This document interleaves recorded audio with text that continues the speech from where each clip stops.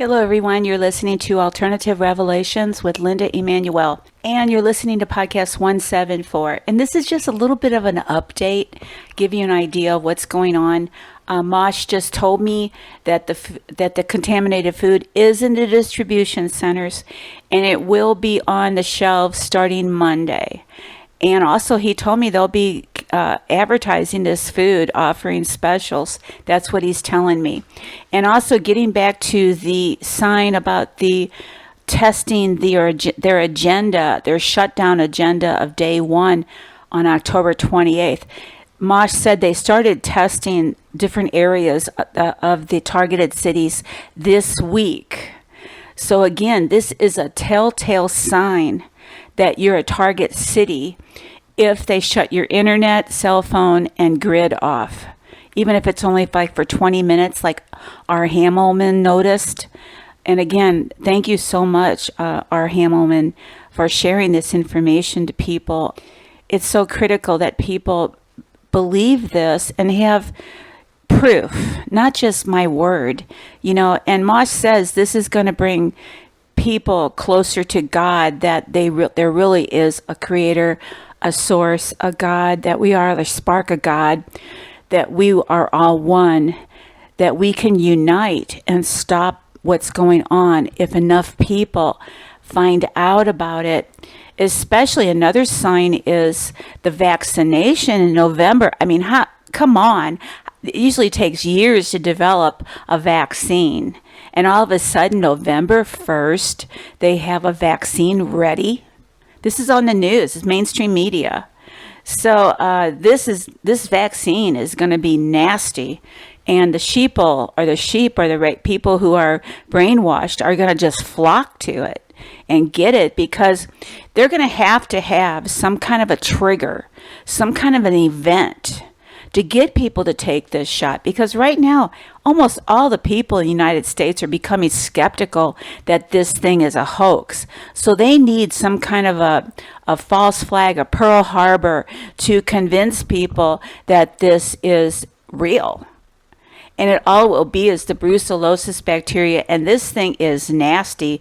That's a nasty bacteria. Actually, it's related to mycoplasma. Mycoplasma, you have the same symptoms. All along, all these symptoms of the coronavirus have been mycoplasma symptoms, This is their favorite bioweapon, the brucellosis bacteria, because it's just so nasty. And actually, when they first started the bioweapon program back in the 70s during the Kissinger days and Nixon days, it was a congressional record that they wanted a bioweapon that would kill and a bioweapon that would disable.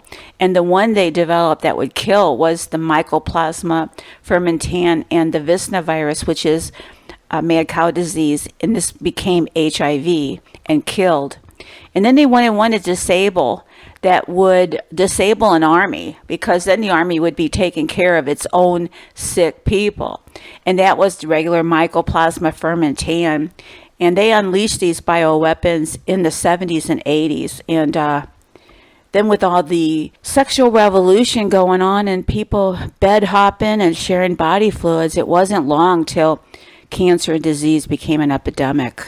So really, in these days and times, you have to be either monogamous or celibate. There's no in between. You just don't know, excuse me, you just don't know about people who they've been with. And if you want to stay healthy, you've got to make smart decisions. So I don't want to be lecturing about who to be with or anything like that, but you have to use common sense. And coming up this next year, if things come down the way they are, and I hope they don't, you can't afford to be sick.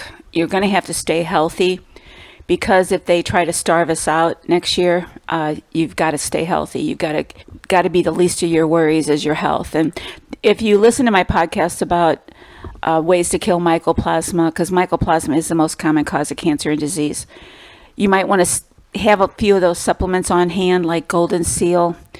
I don't know about Bloodroot, but sulfur kills it. Alkaloids kill it.